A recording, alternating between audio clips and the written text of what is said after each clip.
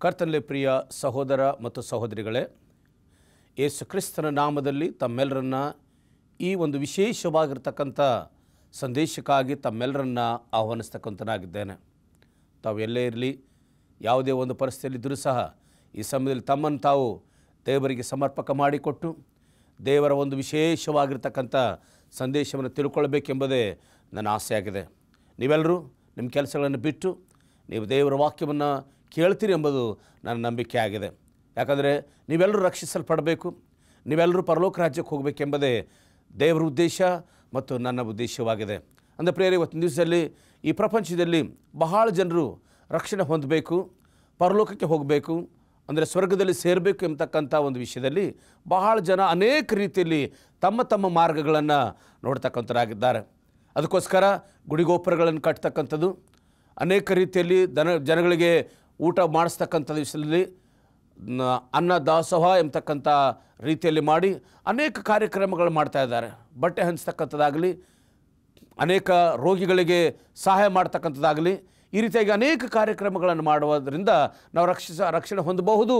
ಅಷ್ಟು ಮಾತ್ರವಲ್ಲ, ತಮ್ಮನ್ನು ತಾವು ಶರೀರವನ್ನು ನೊಂದಿಸ್ಕೊಳ್ಳೋದ್ರಿಂದ ನಾವು ರಕ್ಷಣೆ ಹೊಂದಬಹುದು ಎಂಬುದಾಗಿ ಅನೇಕರು ಕಾಲ್ನಡಿಗೆಯಿಂದ ದೇವಸ್ಥಾನಕ್ಕೆ ಹೋಗ್ತಕ್ಕಂಥದ್ದು, ತಾವು ಉಪವಾಸ ಇದ್ದು ನಾವು ರಕ್ಷಣೆ ಹೊಂದಬೇಕೆಂಬುದ ಆ ಒಂದು ಉದ್ದೇಶದಿಂದ. ಆದರೆ ಪ್ರಿಯರೇ, ದೇವರು ವಾಕ್ಯದಲ್ಲಿ ಇವತ್ತು ನಾವು ಕಲಿತಕ್ಕಂಥ ವಿಶೇಷವಾಗಿರ್ತಕ್ಕಂಥ ಕಾರ್ಯ ಅಂದರೆ ಎಫೆಸರ ಪತ್ರಿಕೆಯಲ್ಲಿ 2ನೇ ಅಧ್ಯಾಯ ಮತ್ತು 8 ಮತ್ತು 9ನೇ ವಚನದಲ್ಲಿ ಸ್ಪಷ್ಟವಾಗಿ ಒಂದು ವಾಕ್ಯ ನಮಗೆ ಎಚ್ಚರಿಸ್ತದೆ.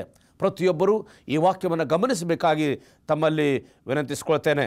ಎಫೆಸರ ಪತ್ರಿಕೆ 2ನೇ ಸಂಧಿ 8 ಮತ್ತು 9ನೇ ವಚನ ಈ ರೀತಿ ಹೇಳ್ತದೆ: ನಂಬಿಕೆಯ ಮೂಲಕ ಕೃಪೆಯಿಂದಲೇ ರಕ್ಷಣೆ ಹೊಂದುವರಾಗಿದ್ದೀರಿ. ಆ ರಕ್ಷಣೆಯು ನಿಮ್ಮಿಂದ ಉಂಟಾದುದಲ್ಲ, ಅದು ದೇವರ ವರವೇ. ಅದು ಪುಣ್ಯಕ್ರಿಯೆಗಳಿಂದ ಉಂಟಾದಲ್ಲ, ಆದುದರಿಂದ ಹೊಗಳಿಕೊಳ್ಳುವುದಕ್ಕೆ ಯಾರಿಗೂ ಆಸ್ಪದವಿಲ್ಲ. ಪ್ರಿಯರೇ, ಇವತ್ತಿನ ದಿವಸದಲ್ಲಿ ಅನೇಕರು ಒಳ್ಳೆಯ ಕಾರ್ಯಗಳನ್ನು ಮಾಡಿ ನಾನು ರಕ್ಷಣೆ ಹೊಂದುತ್ತೇನೆ ಎಂಬುದಾಗಿ ಹೇಳಿಕೊಂಡ್ರೆ ದಯಮಾಡಿ ಅದು ತಪ್ಪು. ಅದರಿಂದ ನಮಗೆ ಸ್ವರ್ಗ ಸಿಕ್ಕೋದಿಲ್ಲ. ನಮಗೆ ಸಿಗ್ತಕ್ಕಂಥ ಒಂದು ರಕ್ಷಣೆ ಅಂತಂದರೆ ನಾವು ದೇವರು ನಮ್ಮ ಮೇಲಿರ್ತಕ್ಕಂಥ ಒಂದು ಕೃಪೆಯಿಂದ, ಆ ಕೃಪೆ ನಮಗೆ ಬಹಳ ಪ್ರಾಮುಖ್ಯವಾಗಿರ್ತಕ್ಕಂಥದ್ದಾಗಿದೆ. ಅದಕ್ಕೋಸ್ಕರ ಕ್ರೈಸ್ತರಾಗಿತ್ತ ನಾವು ಇವತ್ತು ಅನೇಕರು ತಮ್ಮ ಜೀವಿತದಲ್ಲಿ ತಾವು ಈ ದೇವರ ವಾಕ್ಯವನ್ನು ತಿಳ್ಕೊಳ್ಬೇಕೆಂಬತಕ್ಕಂಥ ಮಾರ್ಗದಲ್ಲಿ ನೋಡ್ತೇವೆ. ಒಂದು ಮುಖ್ಯವಾಗಿ ತಿಳಿಸ್ತೇನೆ, ಮೆಥಡಿಸ್ಟ್ ಸಭೆಯ ದ ಫೌಂಡರ್, ಬುನಾದಿ ಹಾಕಿರ್ತಕ್ಕಂಥ ವ್ಯಕ್ತಿ ಜಾನ್ ವೆಸ್ಲಿ ಅವರು ತಮ್ಮ ಜೀವಿತದಲ್ಲಿ ಒಂದನ್ನು ಅವರು ನೆನೆಸ್ಕೊಂಡಿದ್ರು. ನಾನು ಒಂದನ್ನು ತಿಳಿಲಿಕ್ಕೆ ಇಷ್ಟಪಡ್ತೇನೆ, ನನ್ನ ಜೀವಮಾನದಲ್ಲಿ ನನಗೆ ಯಾವುದೂ ಅವಶ್ಯಕತೆ ಇಲ್ಲ. ಲೋಕದಿರ್ತಕ್ಕಂಥ ಐಶ್ವರ್ಯ, ಲೋಕದಿರ್ತಕ್ಕಂಥ ಹಣ, ಲೋಕದಿರ್ತಕ್ಕಂಥ ಆಸ್ತಿ, ಲೋಕದಿರ್ತಕ್ಕಂಥ ಅಂತಸ್ತು, ನನಗಿದು ಯಾವುದೂ ಅವಶ್ಯಕತೆ ಇಲ್ಲ. ನನಗೊಂದು ಅವಶ್ಯಕತೆ ಇದೆ, ಅതെಂದರೆ ಪರಲೋಕಕ್ಕೆ ಹೋಗ್ತಕ್ಕಂಥ ಮಾರ್ಗ. ನಾನು ಪರಲೋಕದ ಮಾರ್ಗವನ್ನು ತಿಳ್ಕೊಳ್ಬೇಕು, ಆ ಪರಲೋಕ ಮಾರ್ಗವನ್ನು ತಿಳ್ಕೊಂಡು ಆ ಪರಲೋಕದ ರಾಜ್ಯದಲ್ಲಿ ಸೇರಬೇಕೆಂಬತಕ್ಕಂಥದ್ದೇ ನನ್ನ ಆಸೆ ಎಂಬುದಾಗಿ ನಮ್ಮ ಜಾನ್ ವೆಸ್ಲಿ ಅವರು ಸ್ಪಷ್ಟವಾಗಿ ತಿಳಿಸ್ಕೊಂಡಿದ್ದಾರೆ. ಅದು ಒಂದು ಹೇಳಲಿಕ್ಕೆ ಇಷ್ಟಪಡ್ತೇನೆ. ಆ ಮಾರ್ಗ ಯಾವುದಂದರೆ, ಇವತ್ತು ಬೈಬಲ್ ನಮಗೆ ಭಾಳ ಸ್ಪಷ್ಟವಾಗಿ ಹೇಳ್ತದೆ, ಯೇಸು ಕ್ರಿಸ್ತನು ತನ್ನ ಸಂದೇಶದಲ್ಲಿ ತಾನು ಆಡ್ತಕ್ಕಂಥ ಮಾತಿನಲ್ಲಿ ತಾನು ಈ ಲೋಕದ ಜನಗಳಿಗೆ ಒಂದು ಮಾತು ತಿಳಿಸಿದ್ದಾನೆ: ನಾನೇ ಮಾರ್ಗವು ಸತ್ಯವೂ ಜೀವವೂ ಆಗಿದ್ದೇನೆ, ನನ್ನ ಹೊರತು ಯಾರೂ ಪರಲೋಕ ರಾಜ್ಯಕ್ಕೆ ಹೋಗುವುದಿಲ್ಲ ಎಂಬುದಾಗಿ ಯೇಸು ಸ್ವಾಮಿ ನಮಗೆ ಸ್ಪಷ್ಟಪಡಿಸಿದ್ದಾನೆ. ಅಂದ ಪ್ರಿಯರೇ, ಇವತ್ತಿನ ದಿವಸದಲ್ಲಿ ನಾವು ರಕ್ಷಣೆ ಹೊಂದಬೇಕಾದರೆ ಯೇಸು ಕ್ರಿಸ್ತನೇ ನಮಗೆ ಮಾರ್ಗವಾಗಿದ್ದಾನೆ, ಯೇಸು ಕ್ರಿಸ್ತನೇ ನಮಗೆ ರಕ್ಷಕನಾಗಿದ್ದಾನೆ. ಆತನಿಗೆ ಬಿಟ್ಟರೆ ಬೇರೆ ಯಾವುದು ರಕ್ಷಣೆ ನಮಗೆ ಸಿಕ್ಕಲಿಕ್ಕಿಲ್ಲ. ಅದಕ್ಕೆ ವಾಕ್ಯ ಹೇಳ್ತೇವೆ, ಬರಬೇಕಾದ ರಕ್ಷಣೆ ಇನ್ಯಾರಲ್ಲಿ ಸಿಕ್ಕೋದಿಲ್ಲ, ಆ ಹೆಸರಿನಿಂದಲೇ, ಅಂದರೆ ಯೇಸು ಕ್ರಿಸ್ತನ ಹೆಸರಿಂದ ಹೊರತು ಆಕಾಶದ ಕೆಳಗೆ ಮನುಷ್ಯರೊಳಗೆ ಕೊಡಲ್ಪಟ್ಟಿರ ಬೇರೆ ಯಾವ ಹೆಸರಿಂದ ನಮ್ಮ ರಕ್ಷಣೆ ಇಲ್ಲ ಎಂಬುದಾಗಿ ಸತ್ಯವೇದದಲ್ಲಿ ಅಪೊಸ್ತಲರ ಕೃತ್ಯದಲ್ಲಿ ನಮಗೆ ಸ್ಪಷ್ಟವಾಗಿ ದೇವರ ವಾಕ್ಯ ನಮಗೆ ಎಚ್ಚರಿಸ್ತಕ್ಕಂಥದ್ದಾಗಿದೆ. ಅಂದ ಪ್ರಿಯರೇ, ಒಂದನ್ನು ತಿಳ್ಕೊಳ್ಬೇಕು, ನಮ್ಮ ಜೀವಿತದಲ್ಲಿ ರಕ್ಷಣೆ ಹೊಂದಬೇಕಾದರೆ ನಮ್ಮಲ್ಲಿ ಆಗಬೇಕಾಗಿರ್ತಕ್ಕಂಥ ಕೆಲವು ಕಾರ್ಯಗಳು ಆಗ್ತಕ್ಕಂಥದ್ದು ಬಹಳ ಪ್ರಾಮುಖ್ಯವಾಗಿ. ಮೊದಲನೇದಾಗಿ ನಮ್ಮ ಪಾಪಗಳು ತೊಳೆಯಲ್ಪಡಬೇಕು. ನಮ್ಮ ಪಾಪಗಳು ತೊಳೆಯಲ್ಪಟ್ಟಾಗ ನಾವು ರಕ್ಷಿಸಲ್ಪಡ್ತೇವೆ. ಎಲ್ಲಿವರೆಗೆ ನಮ್ಮ ಪಾಪಗಳು ತೊಳೆಯಲ್ಪಡೋದಿಲ್ಲೋ ಅಲ್ಲಿವರೆಗೆ ನಮ್ಮ ರಕ್ಷಣೆ ಆಗಲಿಕ್ಕಿಲ್ಲ. ಮತ್ತು ಇನ್ನೊಂದಿರ್ತಕ್ಕಂಥ ವಿಷಯದಲ್ಲಿ ನಮ್ಮ ಪಾಪಗಳು ತೊಳೆಯಲ್ಪಟ್ಟಾಗ ಪಾಪಗಳನ್ನು ಕ್ಷಮಿಸಲ್ಪಟ್ಟು ನಾವು ಪರಲೋಕಕ್ಕೆ ಬಾಧ್ಯಸ್ಥರಾಗ್ತೇವೆ. ಮತ್ತು ವಿಶೇಷವಾಗಿ ದೇವರು ಕೊಟ್ಟಿರ್ತಕ್ಕಂಥ ಆಜ್ಞೆಗಳನ್ನು, ದೇವರು ನಮಗೆ ಆಜ್ಞೆಗಳು ಕೊಟ್ಟಿದ್ದಾನೆ. ನಮ್ಮ ಒಳ್ಳೆಯದಕ್ಕೋಸ್ಕರನೇ ನಾವು ರಕ್ಷಣೆ ಹೊಂದಬೇಕಂತ ದೇವರು ತಿಳ್ಕೊಂಡು ಆ ಒಂದು ವಿಶೇಷವಾಗಿರ್ತಕ್ಕಂಥ ಮಾರ್ಗವನ್ನು ಮಾಡಿದ್ದಾನೆ. ಅದಕ್ಕೋಸ್ಕರ ಯಾರ್ಯಾರು ಈ ಯೇಸು ಕ್ರಿಸ್ತನ ಮಾರ್ಗದಲ್ಲಿ ನಡೀಲಿಕ್ಕೆ ಇಷ್ಟಪಡ್ತಾರೋ ಅವರು ಆಜ್ಞೆಗಳನ್ನು ಕೈಕೊಂಡು ಹೋಗಲಿಕ್ಕೆ ಇಷ್ಟಪಡ್ತಾರೆ. ಕೆಲವರು ಆಜ್ಞೆಗಳಿಲ್ಲ ಅಂತ ಹೇಳ್ತಾರೆ. ಆಜ್ಞೆಗಳಿಲ್ಲ ಅಂತಲ್ಲ, ಆಜ್ಞೆಗಳಿವೆ. ಯಾಕಂದರೆ ಅದು ಮನುಷ್ಯನು ದೇವ್ರ ಜೊತೆಯಲ್ಲಿ ಯಾವ ರೀತಿ ಇರಬೇಕು ಮತ್ತು ಈ ಲೋಕದ ಜನಗಳ ಜೊತೆಯಲ್ಲಿ ನೆರೆಹೊರ ಜೊತೆಯಲ್ಲಿ ಯಾವ ರೀತಿ ಇರಬೇಕೆಂಬುದನ್ನು ತಿಳಿಸೋದಕ್ಕೋಸ್ಕರ ದೇವರು ಆ 10 ಆಜ್ಞೆಗಳನ್ನು ನಮ್ಮ ರಕ್ಷಣೆಗೋಸ್ಕರ, ನಮ್ಮ ಯೋಜನೆಗೋಸ್ಕರ ದೇವರು ಕೊಟ್ಟಿದ್ದಾನೆ. ಅದರಿಂದ ನಾವು ಈ 10 ಆಜ್ಞೆಗಳನ್ನು ಕೈಕೊಂಡು ಹೋಗೋದ್ರಿಂದ ನಾವು ಪರಲೋಕ ಹೋಗ್ತೇವಂತಲ್ಲ. ಅದರಿಂದ ಮುಖ್ಯವಾಗಿ ತಿಳ್ಕೊಳ್ಬೇಕು, ದೇವರ ಕೃಪೆ ನಮಗೆ ಬಹಳ ಪ್ರಾಮುಖ್ಯವಾಗಿರ್ತಕ್ಕಂಥದ್ದಾಗಿದೆ. ಅದಕ್ಕೋಸ್ಕರ ಪ್ರಿಯರೇ, ಈ ಒಂದು ಮರಣದಿಂದ ನಾವು ಪಾರಾಗ್ತಕ್ಕಂಥ ಒಂದು ವಿಷಯ, ಯಾವಾಗ ನಾವು ದೇವರ ರಾಜ್ಯದಲ್ಲಿ ಪ್ರಯಾಸ ಪಡ್ತೇವೆ, ನಮ್ಮ ಪಾಪಗಳು ತೊಳೆಯಲ್ಪಟ್ಟಾಗ ನಾವೇನಾಗ್ತೇವೆ, ಮರಣದಿಂದ ಪಾರಾಗಿ ನಿತ್ಯ ಜೀವಕ್ಕೆ ನಾವು ಹೋಗ್ತಕ್ಕಂಥರಾಗಿದೆ. ಇದರಿಂದ ಈ ಅನುಭವಗಳನ್ನು ನಮ್ಮ ಜೀವಿತದಲ್ಲಿ ಆಗುವಾಗ ದೇವರು ವಿಶೇಷವಾಗಿರ್ತಕ್ಕಂಥ ಆಶೀರ್ವಾದ ನಮಗೆ ಕೊಡ್ತಕ್ಕಂಥನಾಗಿದ್ದಾನೆ. ಅಂದರೆ ಪ್ರಿಯರೇ, ರಕ್ಷಣೆ ವಿಷಯದಲ್ಲಿ ನಮ್ಮ ಜೀವಿತದಲ್ಲಿ ಆಗಬೇಕಾಗಿರ್ತಕ್ಕಂಥ ಈ 4 ಮುಖ್ಯ ಅಂಶಗಳು ಬಹಳ ಪ್ರಾಮುಖ್ಯ. ಈಗಾಗಲೇ ನೀವು ಹೇಳಿದ ಪ್ರಕಾರ ಮನುಷ್ಯನಿಗೆ ಬೇಕಾಗಿರ್ತಕ್ಕಂಥ 3 ಅದ್ಭುತಗಳು ಬಹಳ ಬಹಳ ಪ್ರಾಮುಖ್ಯವಾಗಿದೆ. ಮನುಷ್ಯನ ರಕ್ಷಣೆ ಹೊಂದಬೇಕಾದ್ರೆ, ತನ್ನ ರಕ್ಷಣೆಯಲ್ಲಿ ಭಾಗ ಹೋಗಬೇಕಾದ್ರೆ ಅವನ ಜೀವಿತದಲ್ಲಿ 3 ಅದ್ಭುತಗಳಾಗಬೇಕು. ಅದ್ಭುತ ಅಂದರೆ ನಮ್ಮ ಜೀವಿತದಲ್ಲಿ ಆಗದೇ ಇರತಕ್ಕಂಥ ವಿಷಯಗಳನ್ನು, ಅದ್ಭುತ ಅಂದರೆ ಮನುಷ್ಯನ ಕೈಯಿಂದ ಆಗದೇ ಇರತಕ್ಕಂಥದ್ದನ್ನು ದೇವರು ಯಾವಾಗ ಅದನ್ನು ಮಾಡ್ತಾನೋ ಅದು ಅದ್ಭುತ. ಉದಾಹರಣೆ ತಗೊಳ್ಳೋಣ, ಒಬ್ಬ ಕುರುಡನು, ಕುರುಡನು, ಅವನು ಹುಟ್ಟಿನಿಂದ ಕುರುಡನಾಗಿದ್ದನು. ಅದು ಯಾವಾಗ ಅವನಿಗೆ ಒಂದು ಕಣ್ಣು ಬಂತೋ ಅದು ಅದ್ಭುತ. ಹುಟ್ಟಿನಿಂದ ಕುಂಟನಾಗಿದ್ದಾನೆ, ಕುಂಟನ ಒಂದು ಜೀವಿತದಲ್ಲಿ ಅವನು ನಡಿಲಿಕ್ಕೆ ಆಗ್ತಿರಲಿಲ್ಲ, ಅಂಥ ಒಂದು ಪರಿಸ್ಥಿತಿಯಲ್ಲಿ ನೋಡ್ತೇವೆ. ಯಾವಾಗ ಅವನು 2 ಕಾಲ ಮೇಲೆ ತಿರುಗಾಡ್ತಾನೋ ಅದು ಅದ್ಭುತ. ಒಬ್ಬ ಕುಷ್ಠರೋಗಿಯು ಹುಟ್ಟಿನಿಂದ ಕುಷ್ಠರೋಗಿರುವಾಗ ಆ ಕುಷ್ಠರೋಗವನ್ನು ಪ್ರಾರ್ಥನೆ ಮುಖಾಂತರ ಪರಿಹಾರ ಆಗುವಾಗ ಅದು ಒಂದು ಅದ್ಭುತ. ಇದಕ್ಕೆ ಅದ್ಭುತ ಅಂತ ಕರಿತೇವೆ. ಅದರಿಂದ ದೇವ್ರ ಮಕ್ಕಳ ಜೀವಿತದಲ್ಲಿ ನೋಡ್ತೇವೆ, ನಮ್ಮ ಕ್ರೈಸ್ತ ಜೀವಿತದಲ್ಲಿ 3 ಅದ್ಭುತಗಳು ಬಹಳ ಬಹಳ ಪ್ರಾಮುಖ್ಯವಾಗಿದೆ. ಮೊದಲನೇದಾಗಿ ನಂಬಿಕೆಯಿಂದಲೇ ನೀತಿ ನಿರ್ಣಯ ಎಂಬತಕ್ಕಂಥದ್ದು. ನಂಬಿಕೆಯಿಂದಲೇ ನೀತಿ ನಿರ್ಣಯ. ಕ್ರಿಸ್ತನಲ್ಲಿ ಸೇರುವುದರಿಂದ ನಾವೇನಾಗ್ತೇವೆ, ನೀತಿವಂತರಾಗ್ತೇವೆ. ಯಾರ್ಯಾರು ಕ್ರಿಸ್ತನ ದೂರ ಇರ್ತಾರೋ ಅವರು ನೀತಿವಂತರಾಗಲಿಕ್ಕೆ ಸಾಧ್ಯ ಇಲ್ಲ. ನಾವು ಆರಾಧನೆಗೆ ಹೋಗ್ಬೋದು ಅಥವಾ ಪ್ರಾರ್ಥನೆಯಲ್ಲಿ ಕಾಲ ಕಳಿಬೋದು, ಜನಗಳ ಸಹವಾಸ ಮಾಡ್ಬೋದು, ಇದೆಲ್ಲ ಉಪಯೋಗ ಬರೋದಿಲ್ಲ. ಆದರೆ ನಾವು ಕ್ರಿಸ್ತನಲ್ಲಿ ಸೇರಬೇಕು. ಕ್ರಿಸ್ತನಲ್ಲಿ ಸೇರುವುದರ ಮುಖಾಂತರವಾಗಿ ಮಾತ್ರ ನಾವು ರಕ್ಷಣೆ ಹೊಂದತಕ್ಕಂಥರಾಗಿದ್ದೇವೆ. ಆ ಒಂದು ರಕ್ಷಣೆ ಹೊಂದಲಿಕ್ಕೆ ಮಾತ್ರ ಆವಾಗ ಯೋಗ್ಯ ಆಗ್ತದೆ. ಉದಾಹರಣೆ ತಗೊಳ್ಳೋಣ, ಯಾವುದೇ ಒಬ್ಬ ಸ್ತ್ರೀ ಮದುವೆ ಆಗೋದಕ್ಕಿಂತ ಮುಂಚೆ ಮದುವೆ ಮಾಡ್ಕೊಳ್ತೀರಂತ ಹೇಳ್ಕೊಳ್ಬೋದು, ಆದರೆ ಹೆಂಡತಿ ಆಗಲಿಕ್ಕೆ ಸಾಧ್ಯವಿಲ್ಲ.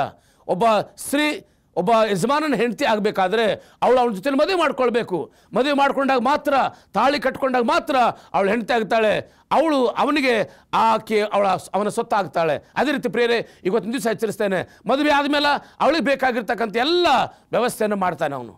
ಅದೇ ರೀತಿಯಲ್ಲಿ ಯೇಸು ಸ್ವಾಮಿ ಯಾರ್ಯಾರು ಕ್ರಿಸ್ತನಲ್ಲಿ ಸೇರಿಕೊಳ್ತಾರೋ, ನಂಬಿಕೆ ಮೂಲಕ ಈತನನ್ನು ರಕ್ಷಿಸಬಲ್ಲ, ಈತನನ್ನು ಕಾಪಾಡ್ತಾನೆ, ಈತನನ್ನು ಪರಲೋಕ ರಾಜ್ಯಕ್ಕೆ ಹೋಗ್ತಾನಂತ ಆ ನಂಬಿಕೆಯಿಂದ ಯಾವಾಗ ನಮ್ಮ ಸ್ವಂತ ರಕ್ಷಕನಾಗಿ ಯೇಸು ಕ್ರಿಸ್ತನ ಸ್ವೀಕಾರ ಮಾಡ್ಕೊಳ್ತೇವೋ ಆವಾಗ ಮಾತ್ರ ನಮಗೆ ರಕ್ಷಣೆ ಆಗ್ತದೆ. ಸ್ವಂತ ರಕ್ಷಕನು ಅಂದಾಗ ಈ ಕ್ರಿಸ್ತನಿಗೆ ಬಿಟ್ಟರೆ ಬೇರೆ ನಮಗೆ ಯಾರೂ ಇಲ್ಲ ಎಂಬತಕ್ಕಂಥ ಒಂದು ಮಾತು. ಯಾವ ಸ್ತ್ರೀ ತನ್ನ ಮದುವೆ ಮಾಡ್ಕೊಂಡ ಮೇಲೆ ಈ ಗಂಡನಿಗೆ ಬಿಟ್ಟರೆ ನನಗೆ ಬೇರೆ ಯಾರೂ ಇಲ್ಲ, ಇವನೇ ನನ್ನ ಯಜಮಾನ, ನನಗೆ ಒಳ್ಳೇದು ನೋಡ್ತಕ್ಕಂಥ ಇವನು, ನನ್ನ ಜೀವಮಾನದ ಸಾಥಿ ಇವನೇ ಎಂಬುದಾಗಿ ಅವನು ಯಾವಾಗ ತಿಳ್ಕೊಳ್ತಾಳೋ ಆವಾಗ ತಾನೇ ಅವಳಿಬ್ಬರು ಗಂಡ ಹೆಂಡತಿಯರಾಗಲಿಕ್ಕೆ ಸಾಧ್ಯ. ಅದೇ ರೀತಿಯಲ್ಲಿ ಯೇಸು ಕ್ರಿಸ್ತನ ಸ್ವಂತ ರಕ್ಷಕನಾಗಿ ಅಂಗೀಕಾರ ಮಾಡಿಕೊಳ್ಳೋದ್ರಿಂದ ಅವರು ಪರಲೋಕ ರಾಜ್ಯಕ್ಕೆ ಬಾಧ್ಯಸ್ತಾರೆ. ಇದು ನಿಜವಾದವಾಗಿರ್ತಕ್ಕಂಥ ಅದ್ಭುತ. ಒಂದು ವಿಷಯನ ಹೇಳಕ್ಕೆ ಇಷ್ಟಪಡ್ತೇನೆ ಪ್ರಿಯರೇ. ಒಂದು ಊರಲ್ಲಿ ಒಬ್ಬ ಬಡ ಹುಡುಗಿದ್ದ. ಆ ಹುಡುಗನ ಜೀವಿತದಲ್ಲಿ ನೋಡುವಾಗ ಭಾಳ ಬಡನು, ತಂದೆ ಕಳ್ಕೊಂಡಿದ್ದನು, ತಾಯಿ ಕಳ್ಕೊಂಡಿದ್ದನು, ಅವ್ರು ಯಾರಿಲ್ಲ. ತಂದೆ ತಾಯಿ ಇರುವಾಗ ಎಲ್ಲ ಸಂಬಂಧಿಕರು ಅವರನ್ನು ಕರಿತಾಯಿದ್ರು, ಊಟಕ್ಕೆ ಕರಿತಾಯಿದ್ರು, ಬಟ್ಟೆ ಕೊಡ್ತಾಯಿದ್ರು, ಸಂತೋಷವಾಗಿ ಆಟ ಆಡ್ತಿದ್ರು.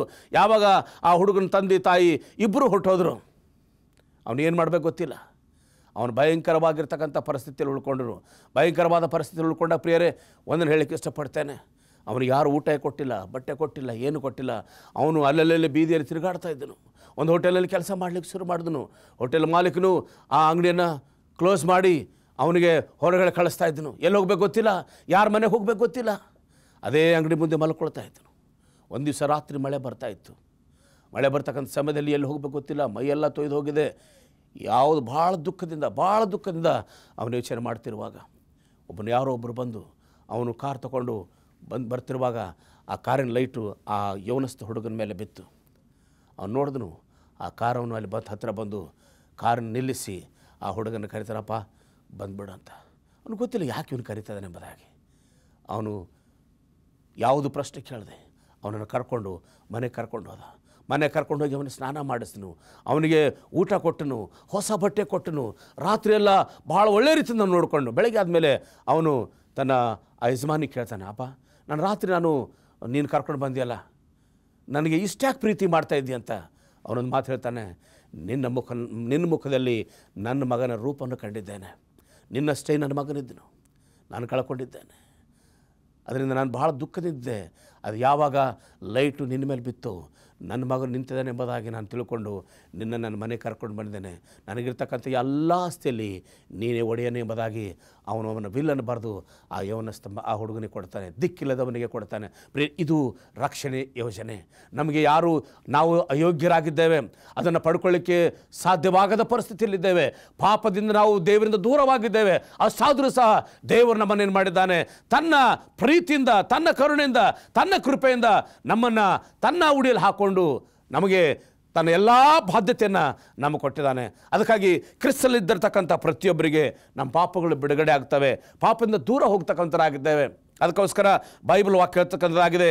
ಯೆಶಾಯ 1ನೇ ಅಧ್ಯಾಯ 18ನೇ ವಚನಗಳು, ನಿಮ್ಮ ಪಾಪಗಳು ಕಡು ಕೆಂಪಾಗಿದ್ದರೂ ಹಿಮದ ಹಾಗೆ ಬೆಳಪಾಗುತ್ತವೆ ಎಂಬುದಾಗಿ. ಎಷ್ಟೇ ಪಾಪ ಮಾಡಿರೋ ನೀನು, ಎಷ್ಟೇ ನೀನು ದರಿದ್ರ ಕೆಲಸ ಆಗಿರ್ಬೋದು ನಿನ್ನ ಜೀವಿತದಲ್ಲಿ, ಯಾವಾಗ ಯೇಸು ಕ್ರಿಸ್ತನನ್ನು ನಿನ್ನ ಸ್ವಂತ ರಕ್ಷಕನಾಗಿ ಅಂಗೀಕಾರ ಮಾಡಿಕೊಂಡಾಗ, ಯೇಸು ಕ್ರಿಸ್ತನ ಹತ್ತಿರ ಬಂದಾಗ, ಯೇಸು ಕ್ರಿಸ್ತನ ರಕ್ತ ನನ್ನ ಪಾಪವನ್ನು ತೊಳೆಯುತ್ತದೆ ಎಂಬುದಾಗಿ ನಿನ್ನಲ್ಲಿ ಆ ಮನವರಿಕೆ ಆದಾಗ ನಿನ್ನ ಪಾಪಗಳು ತೊಳೆಯಲ್ಪಡ್ತದೆ, ಎಷ್ಟೇ ಪಾಪವಾಗಿರುವುದು. ಅದಕ್ಕಾಗಿ 2 ಕೊರಿಂಥ 5:17 ವಚನ ವಾಕ್ಯ ಹೇಳ್ತದೆ, ಯಾವನಾದರೂ ಕ್ರಿಸ್ತನಲ್ಲಿದ್ದರೆ ಅವನು ನೂತನ ಸೃಷ್ಟಿಯಾಗುವನು.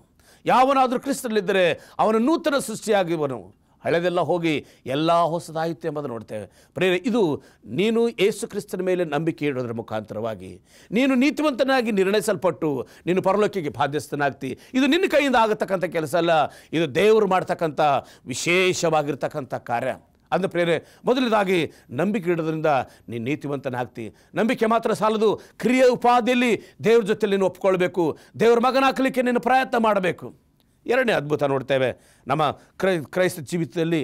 2ನೇ ಅದ್ಭುತ ಅಂದರೆ ಕ್ರಿಸ್ತನ ಹಾಗೆ ಆಗಲಿಕ್ಕೆ ನಾವು ಪ್ರಯತ್ನ ಮಾಡಬೇಕು. ಇದು ಬಹಳ ಕಷ್ಟ.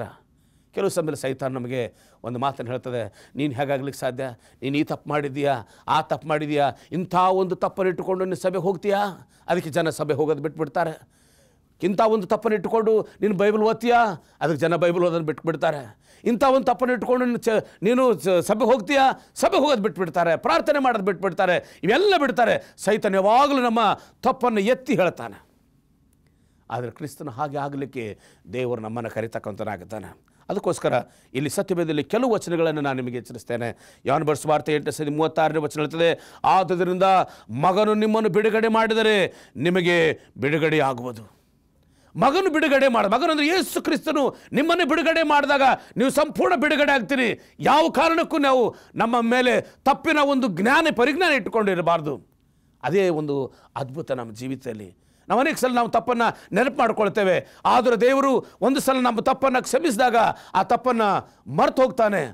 ಪೂರ್ವ ಪಶ್ಚಿಮ ಎಷ್ಟು ದೂರಿದೆಯೋ ಅಷ್ಟು ನಮ್ಮ ಪಾಪಗಳನ್ನ ದೂರ ಮಾಡ್ತಾನೋ, ಸಮುದ್ರ ಎಷ್ಟು ಆಳವಾಗಿದೆಯೋ ಅಷ್ಟು ಆಳವಾಗಿ ನಮ್ಮ ಪಾಪಗಳನ್ನ ಹಾಕ್ತಕ್ಕಂಥನಾಗಿದ್ದಾನೆ. ಅವನು ಎಂದೂ ಜ್ಞಾಪಕ ತೆಗೆದುಕೊಳ್ಳೋದಿಲ್ಲ. ಇನ್ನೊಂದು ವಾಕ್ಯ ಹೇಳ್ತದೆ, ಯೋಹಾನ ಬರೆದ ಸುವಾರ್ತೆ 8:36 ವಚನ ಹೇಳ್ತದೆ, ಆದ್ದರಿಂದ ಮಗನು ನಿಮ್ಮನ್ನು ಬಿಡುಗಡೆ ಮಾಡಿದರೆ ನಿಮಗೆ ಬಿಡುಗಡೆ ಆಗುವುದು.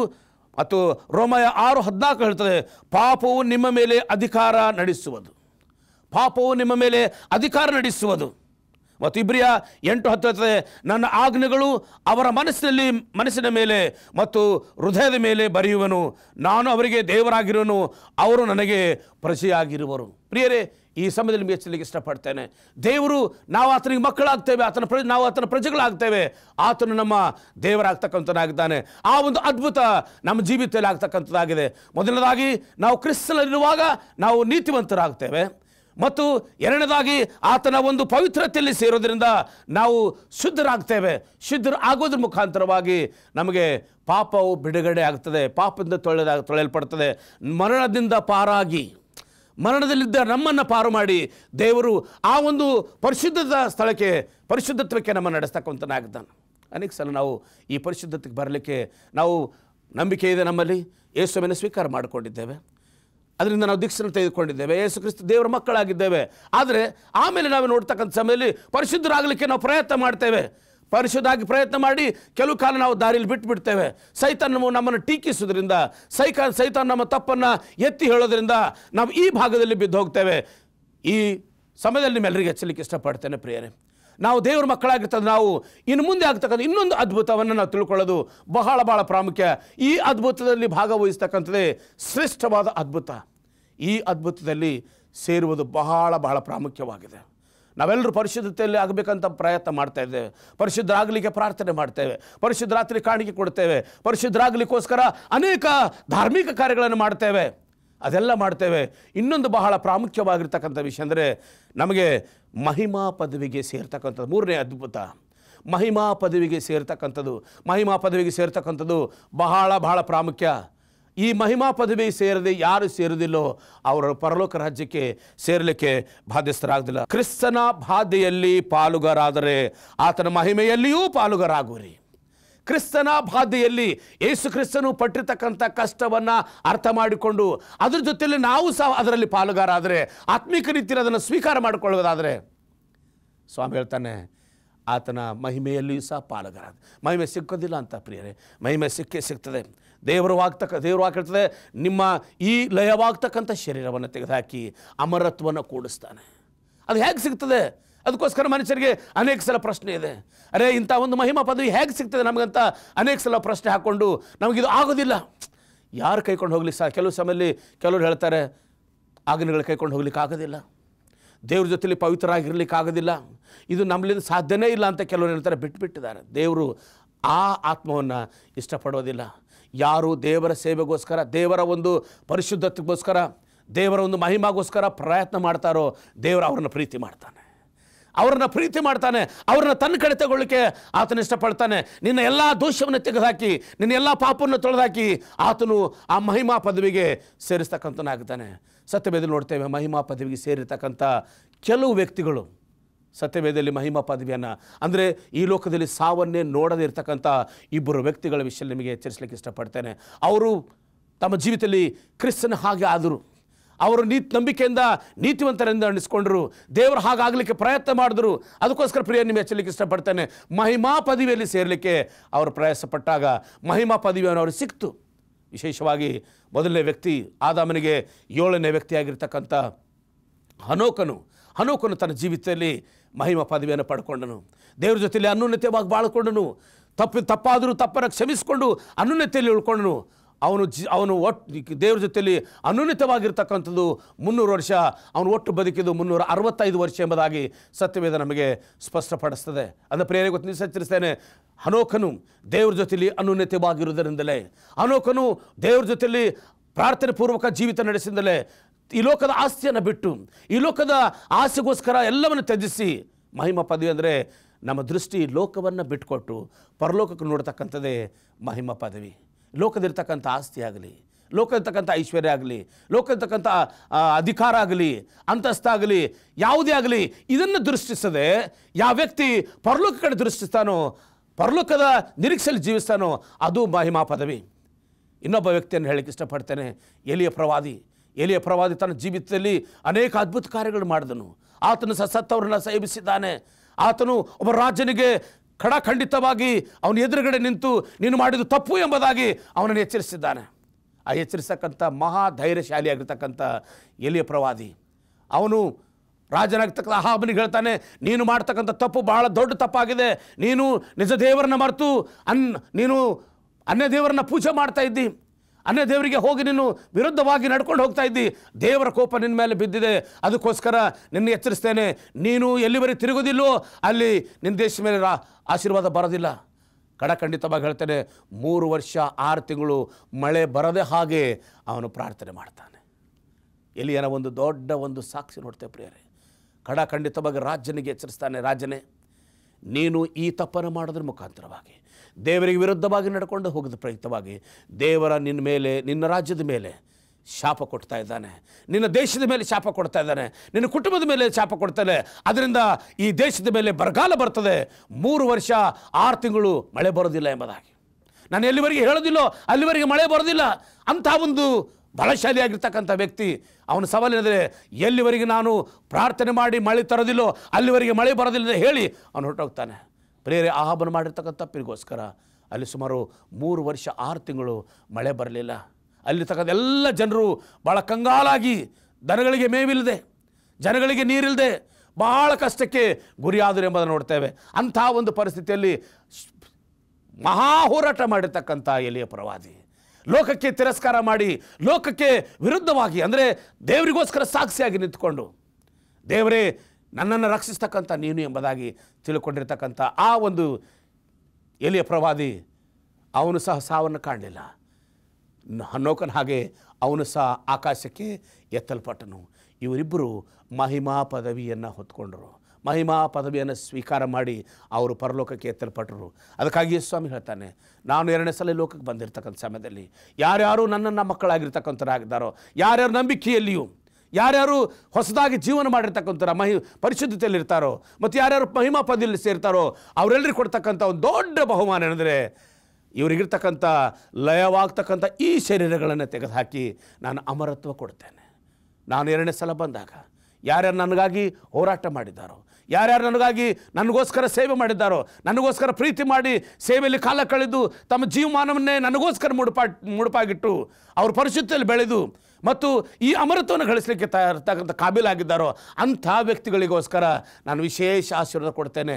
ಆಶೀರ್ವಾದ ಅಂತಂದರೆ, ನಾನು ಲಯವಾಗ್ತಕ್ಕಂಥ ಈ ಶರೀರವನ್ನು ತೆಗೆದುಹಾಕಿ ಅಮರತ್ವವನ್ನು ಕೊಡ್ತೇನೆ.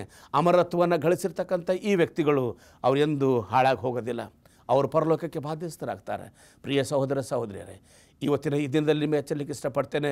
ದೇವರು ನಮಗೆ ಆ ಅಮರತ್ವವನ್ನು ಕೊಡಲಿಕ್ಕೆ ತಯಾರಾಗಿದ್ದಾನೆ. ಅಮರತ್ವದಲ್ಲಿ ನಮ್ಮನ್ನು ನಡೆಸಲಿಕ್ಕೆ ಆತನು ಯಾವಾಗಲೂ ಸಿದ್ಧನಾಗಿದ್ದಾನೆ. ಪ್ರಕಟಣೆ 22ನೇ ಅಧ್ಯಾಯ 14ನೇ ವಚನ ಹೇಳ್ತದೆ, ಮಹಿಮಾ ಪದವಿಗೆ ಸೇರಿದವರಿಗೆ ಜೀವವೃಕ್ಷದ ಹಣ್ಣು ತಿನ್ನುವ ಹಕ್ಕು ಇರುವುದು. ಯಾರ್ಯಾರು ಆ ಅಮರತ್ವವನ್ನು ಗಳಿಸ್ತಾರೋ, ಪರಲೋಕ ರಾಜ್ಯದಲ್ಲಿ ಆದಾಮನ ಜೀವಿತದಲ್ಲಿ ಕಳ್ಕೊಂಡಿರ್ತಕ್ಕಂಥ ಆ ಸೌಭಾಗ್ಯವನ್ನು, ಆದಾಮನ ಕಾಲದಲ್ಲಿ ಕಳ್ಕೊಂಡಿರ್ತಕ್ಕಂಥ ಆ ಒಂದು ಜೀವವೃಕ್ಷದ ಹಣ್ಣನ್ನು ಕಳೆದಿರ್ತಕ್ಕಂಥ ಅವರನ್ನು ಮತ್ತೆ ಪುನಃ ಸೇವನೆ ಏನು ಮಾಡ್ತಾನೆ, ಆ ಹಣ್ಣನ್ನು ಅವನಿಗೆ ತಿನ್ನುವ ಹಾಗೆ ಮಾಡ್ತಾನೆ. ಯಾರ್ಯಾರು ಆ ಹಣ್ಣನ್ನು ತಿಂತಾರೋ ಅವರು ಸದಾ ಕಾಲ ಜೀವಿಸ್ತಾರೆ. ಅವರ ಜೀವಿತದಲ್ಲಿ ಸಾವು ಇರೋದಿಲ್ಲ. ಪ್ರಿಯರೇ, ಸಾವು ಕಾಣೋದಿಲ್ಲ, ಅಲ್ಲಿ ಕಣ್ಣೀರಿಲ್ಲ, ದುಃಖ ಇಲ್ಲ, ಗೋಳಾಟ ಇಲ್ಲ ಮತ್ತು ಸಾವಿಲ್ಲ. ಪ್ರಿಯರೇ, ಸದಾ ಕಾಲ ಜೀವಿಸ್ತಕ್ಕಂಥ ಅಂಥ ಒಂದು ಪರಲೋಕ ರಾಜ್ಯಕ್ಕೆ ದೇವರು ನನ್ನನ್ನು ನಿನ್ನನ್ನು ಆಹ್ವಾನಿಸ್ತಕ್ಕಂಥನಾಗಿದ್ದಾನೆ. ಈ ಒಂದು ಸಮಯದಲ್ಲಿ ನಿಮಗೆ ಎಚ್ಚರಿಸ್ತೇನೆ, ದೇವರು ನಮ್ಮಿಂದ ಈ ಒಂದು ಮಹಿಮಾ ಪದವಿಗೆ ಕರೆಯುವಾಗ ನಾವೆಲ್ಲರೂ ಆತನ ಮಹಿಮಾ ಪದವಿಯಲ್ಲಿ ಜೀವಿಸುವಾಗೆ ನಮ್ಮನ್ನು ಆಶೀರ್ವದಿಸಲಿ ಎಂಬುದೇ ನಮ್ಮ ಪ್ರಾರ್ಥನೆ ಆಗಿದೆ. ಅದಕ್ಕೋಸ್ಕರ ಇವತ್ತಿನ ದಿವಸದಲ್ಲಿ ದೇವರ ಮಕ್ಕಳಾಗಿರ್ತಾರೆ ನಾವು ಈ ಮಹಿಮಾ ಪದವಿಗೆ ಸೇರಬೇಕೆಂಬುದೇ ದೇವರ ಆಸೆಯಾಗಿರೋದ್ರಿಂದ ಇವತ್ತು ನಾನು ನೀನು ನಾವೆಲ್ಲೇ ಕೂಡಲಿ, ಹೇಗೆ ಇರಲಿ, ಎಂಥ ಸ್ಥಳದಲ್ಲಿರಲಿ, ದೇವರು ನಮ್ಮನ್ನು ಕರೀತದೆ. ನನ್ನ ಮಗನೇ, ನನ್ನ ಮಗಳೇ, ಇವತ್ತು ನಿನ್ನನ್ನು ಆ ಪರಲೋಕ ರಾಜ್ಯಕ್ಕೆ ಕರ್ಕೊಂಡು ಹೋಗಲಿಕ್ಕೆ ನನಗೆ ಆಸೆ ಇದೆ. ನಿನಗೆ ರಕ್ಷಣೆ ಕೊಡ್ತಕ್ಕಂಥ ಆಸೆ ಇದೆ. ನಶಿಸಿ ಹೋಗ್ತಕ್ಕಂಥ ಈ ಜೀವಿತವನ್ನು, ಹಾಳಾಗಿ ಹೋಗ್ತಕ್ಕಂಥ ಈ ಜೀವಿತನ, ಹಾಳಾಗಿ ಹೋಗ್ತಕ್ಕಂಥ ಈ ಲೋಕವನ್ನು, ಈ ಬೆಳ್ಳಿ ಆಗಲಿ, ಬಂಗಾರ ಆಗಲಿ, ಐಶ್ವರ್ಯ ಆಗಲಿ, ಇದು ಯಾವುದು ನಮಗೆ ಸಾಧ್ಯ ಆಗೋದಿಲ್ಲ, ಯಾವುದು ನಮಗೆ ಶಾಶ್ವತವಿಲ್ಲ. ಎಲ್ಲವೂ ನಮ್ಮಿಂದ ಬಿಟ್ಟು ದೂರ ಹೋಗ್ತಕ್ಕಂಥ ಪರಿಸ್ಥಿತಿಗೆ ಬರ್ತದೆ.